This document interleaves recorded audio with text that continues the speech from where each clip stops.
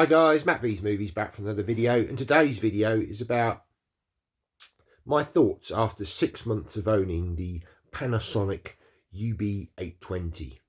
About 6 months ago I did an unboxing for this player. I'd previously had the UB900 version and I sort of got some sort of temperamental things going on with it. It seemed to be getting stuck when I'm trying to eject the disc, and playback issues, audio issues, this kind of thing. So I decided to take the plunge and get a UB820. So what did I think of this model? And what are my sort of thoughts now 6 months on? Let's talk about it today on the video. So welcome back. And if you're new here, my name's Matt and this channel is all about movies. We look at editions, 4Ks, Blu-rays, DVDs, and sometimes VHS. We talk about sort of tech stuff, like today's video, looking at the UB820. And I've also got like a home cinema setup, so I'll be doing videos from time to time talking about the tech side of home cinema. But we also do discussion videos talking about the home entertainment industry, collecting of physical media. And I also do sort of closer look unboxings on the channel. So if that's something you're interested in, yeah, click subscribe or scan the QR code. It's completely free to do so. And come along, join the channel, and I hope you enjoy the video. Okay, so yeah, the Panasonic UB820. So I've heard a lot of people praise this player, kind of saying it's probably one of the best 4K Blu-ray and 3D players out there. So I decided, after having the UB900 for several years, I did buy it second hand. Very nice player, THX certified, and initially sort of, you know, for a few years it was fine, had no issues with it. First part of 2025 I kind of started to notice some sort of issues with it, where the player would freeze, wouldn't eject, it wouldn't even sort of turn off at some point. So there were occasions where I had to sort of turn it off at the wall. And I also noticed some sort of audio issues as well, where some of the sound was sort of, I'm getting muffling and distortion. And I did a lot of troubleshooting, looking at this. Yeah, I kind of came to the conclusion that I think it is the player itself that I'm having the issues with. I do have an Xbox One S, which does play the 4K discs with an app that you download on the Microsoft Store. And also I've got a 320 Panasonic 4K player. I do have a standard Blu-ray Sony player as well. So I tested all these machines out on my, connected it all up, and I wasn't experiencing sort of this sort of audio issue that I was sort of finding on the UB900. So I kind of came to the conclusion there must be some problems with this. Now, I'd also sort of found out that you can buy multi-region players. Now, I do have some Region A Blu-ray discs, and some Region 1 DVDs. So I kind of thought, well, if I'm going to upgrade my 4K player, why not go for the multi-region route? So that's exactly what I did. So yeah, I went on to eBay, and there are various sellers out there. The one that I chose is called TPS, or The Perfect Signal. This company's been around for some years, and they basically modify their players with a chip, I believe, internal chip. I'm not quite sure of the technical sort of aspects of it, but it basically allows you to play all region Blu-ray and all region DVD. Obviously we know that 4K is region free anyway, but I wanted the ability to be able to play some US Blu-ray discs that I do have in the collection, and some region 1 DVDs. Now the UB820, like other players, does do 3D playback as well, and with a sort of quite a big 3D collection, that's quite important to me as well. So what do I think sort of 6 months on using this player? I think it's great. Probably one of the best players that I've bought over the years. Picture quality is fantastic. On 4K discs, routing it through the projector, I get great HDR. I do believe this player has the capability of decoding Dolby Vision. Unfortunately, my projector doesn't have that capability. My TV currently, well, the TV that I have, the 4K TV, again, doesn't have Dolby Vision. But at some stage, I may upgrade my television. It's getting a bit old now, so I kind of like the idea of either going down the OLED route or the micro LED route. So I probably will get one with Dolby Vision.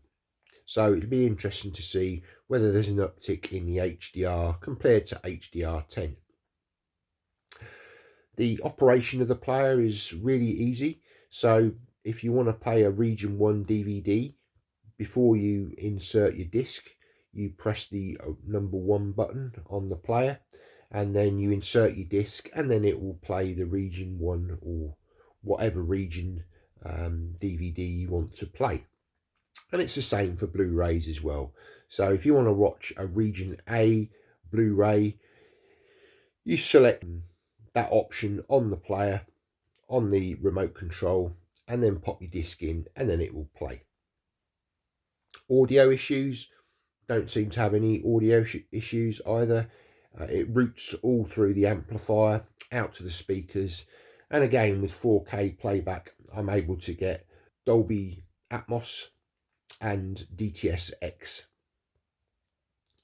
Obviously with Blu-rays, a lot of them are either 5.1 or 7.1 mixes, and again they sound superb on this player. There are a lot of sort of options on this player, and I do believe there is like an upscaling option for sort of DVD and Blu-ray sort of discs to kind of upscale to a 4K sort of image. Now don't get me wrong, it's not as good as a 4K image, but the DVD playback is fantastic. It makes DVDs look the best they can, certainly better than a standard Blu-ray player or DVD player. You know, Blu-rays look great. As of yet, I've not experienced any 4K playback issues. I did do a video recently where a lot of people are experiencing 4K playback issues with their discs, where at certain points in the film they are sort of pixelating, or you can't play from a certain point, so you have to skip. I've yet to experience that. I'm hoping that doesn't happen with me, but I am prepared that this could be a possibility, because I've heard from the comments, and there have been a lot of comments on that video, that people are experiencing this with a multitude of different players. There's a lot of different theories out there, people saying about making sure that the Blu-ray player is up to date with its firmware, or some people are saying don't update the firmware because that's causing the issue.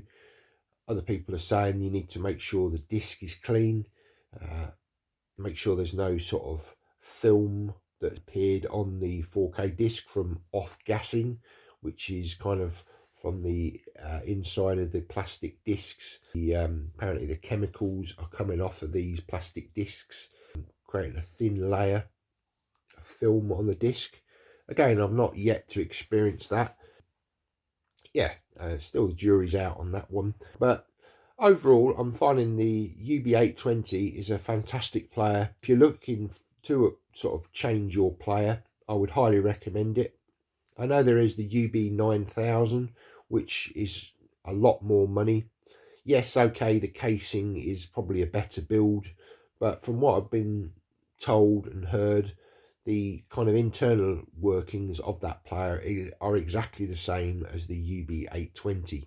So you're talking about 3 times the price for that UB9000. Okay, you could get the remote control that was available on the UB900, the one with the sort of lit up display, more premium remote control. The UB820 is quite a standard remote control, much akin to the other sort of lower entry model Panasonic 4K and Blu-ray player remotes. But if you've got the capability of using a remote from a previous player, or you can go online and pick up these very nice remote controls, which should work on your UB820. Now, to buy the multi-region option, you are going to sort of add a bit of a cost to that, because obviously these companies have to kind of open up these players and sort of put these sort of chips in, which will sort of turn them into multi-region players. They do offer warranties from the manufacturer. I guess that original warranty is invalid because these companies have done their own modifications. So there is an extra cost if you want sort of multi-region capability.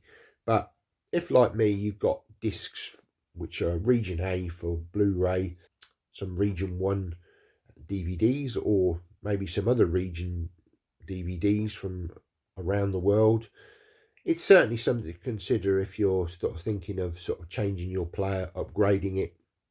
Why not have an all-in-one solution from a fantastic company like Panasonic? So overall, my recommendation is definitely, I would recommend the UB820. It's probably the best 4K player out there.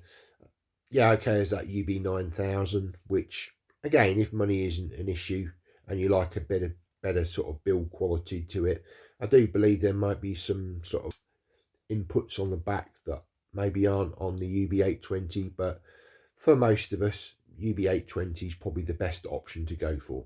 Obviously, there are other companies out there. Do your own research. Sony, LG, they still, well, LG don't, but Sony certainly still produce players. But there's a lot of second-hand or sort of ex-used stock that you can find on websites, on eBay, this sort of a thing.